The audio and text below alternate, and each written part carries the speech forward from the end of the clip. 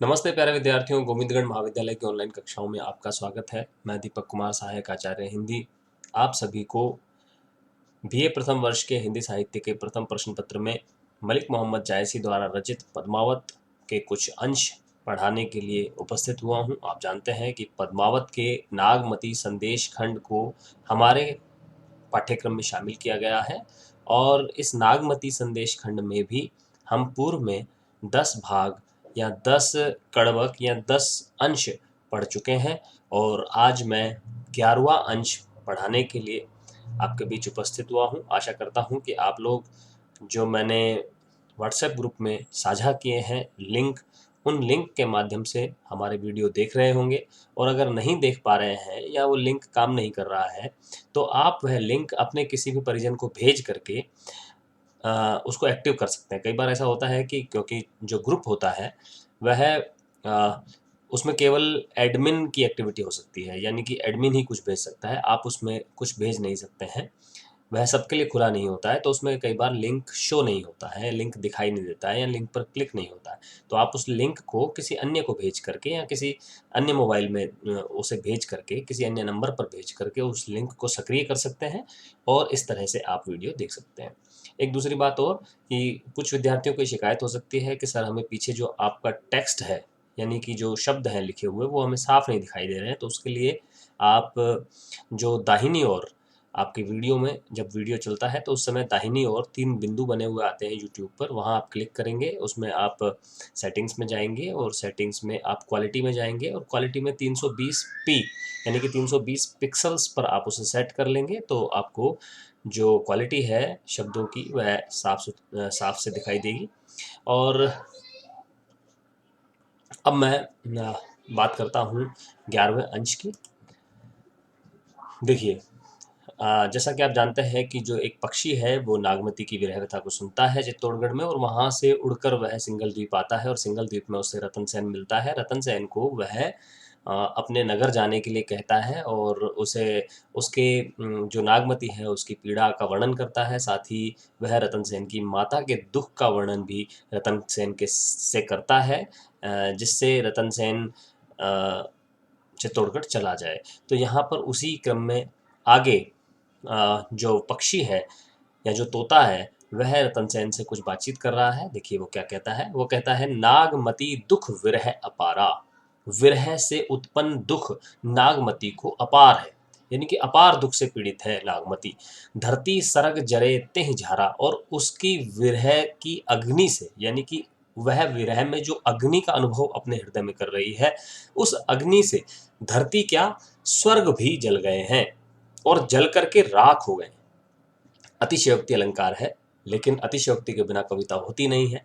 तो यहाँ पर कवि ने ये कहा है कि जो हृदय में पीड़ा है, दुख है या विरह की जो अग्नि है, विरह का जो ताप है, उससे धरती और आकाश सब जल गए हैं। नगर कोट घर बाहर सूना, और तुम्हारे जाने से नगर, दुर्ग, कोट का मतलब होता है दुर्ग, घर और घर के बाहर का जो वातावरण है वह सब शून्य हो गया है, सूना हो गया है। नोज होई घर पुरुष बिहूना, यहाँ वह कहता है कि ईश्वर न करे कि कोई भी घर पुरुष से विहीन हो जाए, जैसा तुम्हारा घर हो गया है ऐसा किसी, ईश्वर न करे कि किसी का घर पुरुष से विहीन हो जाए। तू कांवरू परा बस टोना, तू तो कामरूप की जादूगरनी के वशीभूत हो गया है। कामरूप की टोना, टोना जादूगरनी को कहते हैं। तो ये एक पुरानी एक किंवदंती है कि कोई जादूगरनी होती थी, वो लोगों को वशीकरण मंत्र से वशीभूत कर लेती थी अपने। तो यहाँ पर भी ऐसा कहा गया है कि तू कामरूप की किसी जादूगरनी के, यहाँ पर पद्मावती या पद्मिनी को कामरूप की टोना का नाम दिया गया है, रूपक अलंकार है। तू कांवरू परा बस टोना भूला जोग, तू योग भूल गया है। तू योगी बन करके घर से निकला था, ईश्वर को प्राप्त करने के लिए निकला था, साधक के रूप में निकला था, लेकिन तू उस पर मोहित होकर रह गया है, तू आसक्त होकर रह गया है, तू मोह माया के जाल में फंस गया है। छरा तो ही लोना, तुझे उस जादूगरनी ने छल लिया है, तुझे भ्रमित कर दिया है।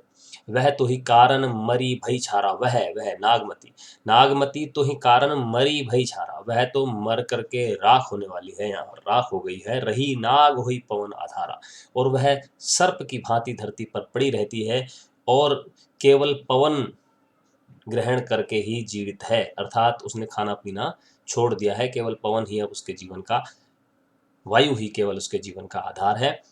कहूँ बोलही मों कह ले खाऊ, कभी वह आवाज़ लगाती है चील को, बाज को, पक्षियों को, गिद्ध को आवाज़ लगाती है और कहती है कि आओ और मुझे खा लो, मेरे शरीर को नष्ट कर दो, मेरे शरीर को नोच करके खा लो।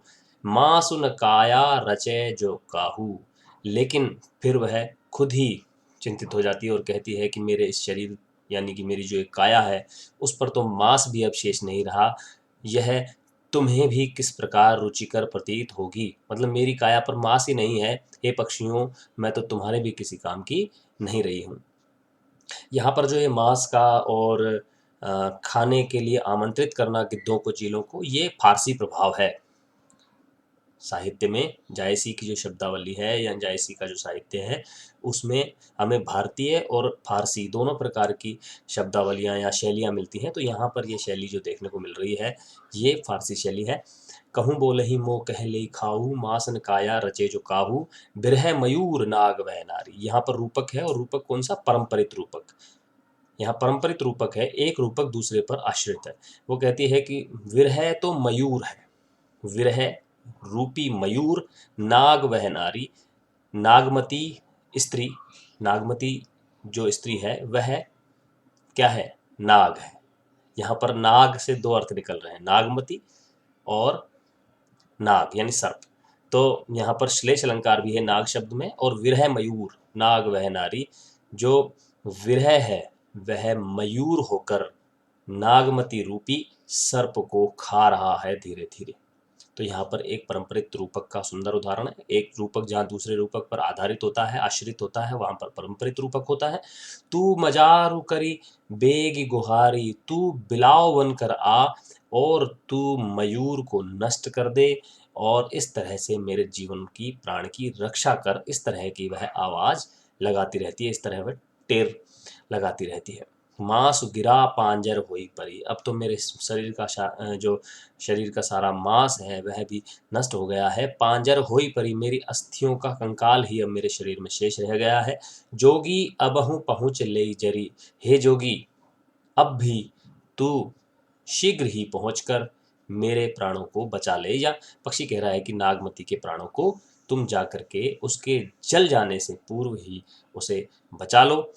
और अंत में एक दोहा है, जैसा कि मैंने पहले ही बताया, ये कड़वक पद्धति है, और कड़वक पद्धति में यहाँ 7 चौपाइयों के बाद एक दोहा का प्रयोग किया गया है। इसी शैली का प्रयोग तुलसीदास ने रामचरितमानस में भी किया है। देख बिरह दुख ताकर, मैं सोच तजा बनवास, देख बिरह दुख ताकर। अब पक्षी कह रहा है कि मैंने उसके विरह का दुख जब देखा, मैं सो तजा बनवास, तो मैंने भी बनवास को त्याग त्याग दिया, क्योंकि वन में अब सब जगह उसकी जलन, उसकी पीड़ा, उसके कष्ट की अनुभूति मुझे होने लगी थी। उसके विरह के ताप से मैं भी झुलसा जा रहा था। आयऊँ भाग समुद्र तट, इसलिए मैं समुद्र तट पर भाग आया हूँ। तबहु न छाड़े पास, तब भी उसके विरह की जो पीड़ा है, उसके विरह की जो अग्नि है, उसके विरह का जो ताप है, वह मेरा पीछा नहीं छोड़ता।